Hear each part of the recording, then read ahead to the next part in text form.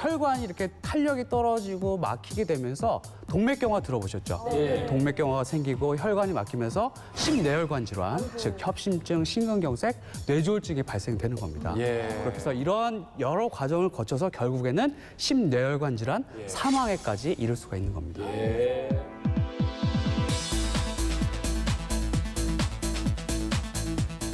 당뇨합병증에는 또 굉장히 다양한 유형으로 질환이 나오는 것 같은데요. 대표적으로 어떤 질환들이 있습니까?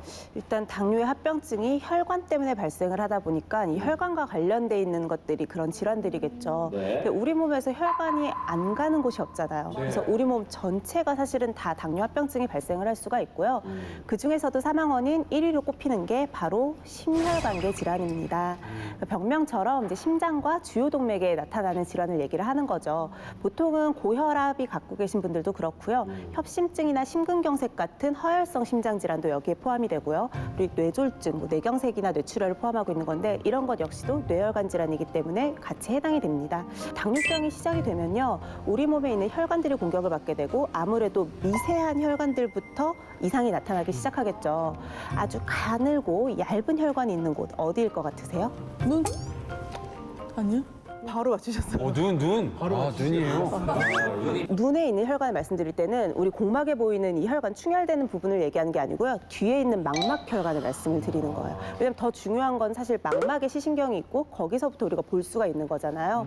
그러니까 당뇨병 같은 경우는 이런 이유 때문에 눈에도 굉장히 큰 영향을 주게 되고요. 당뇨를 앓은 지 10년이 된 환자분들은 50%에서 당뇨병성 망막병증이 나타나게 됩니다. 당뇨병으로 인해서 망막의 혈관들이 막히게 되니까 여기가 경색이 된다거나 터지게 되겠죠. 그리고 또 이 부분에 높은 당이 포함된 혈액이 쭉 흘러 들어가게 되니까 망막 전체 미세순환에도 장애가 생기게 돼요. 왼쪽은 정상으로 보이죠. 저 정상 혈관 같은 경우가 이제 볼 수 있는 시신경 있는 부분들이 있고 황반이 있으면 혈관이 그냥 이렇게 잘 동그랗게 이어져 있는 게 보이시죠.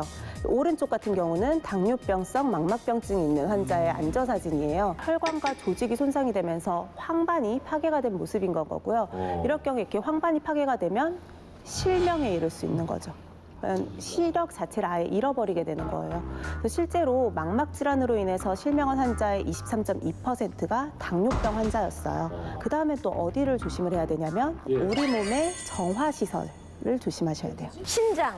그렇죠. 신장 자체도 미세한 혈관 덩어리라고 보시면 돼요. 그래서 역시 당뇨병으로 인해서 합병증이 오기가 굉장히 쉽거든요. 그러니까 결국은 이런 신장이 망가지게 되면 신부전이 오게 되겠죠. 예. 문제는 한번 신장 기능이 당뇨로 인해 나빠지기 시작하면 돌릴 수 없어요. 계속 진행하게 되거든요. 그러니까 결국은 혈액 투석이나 신장 이식까지 받아요. 그래. 아, 이거 투석하는 게 너무 힘들대.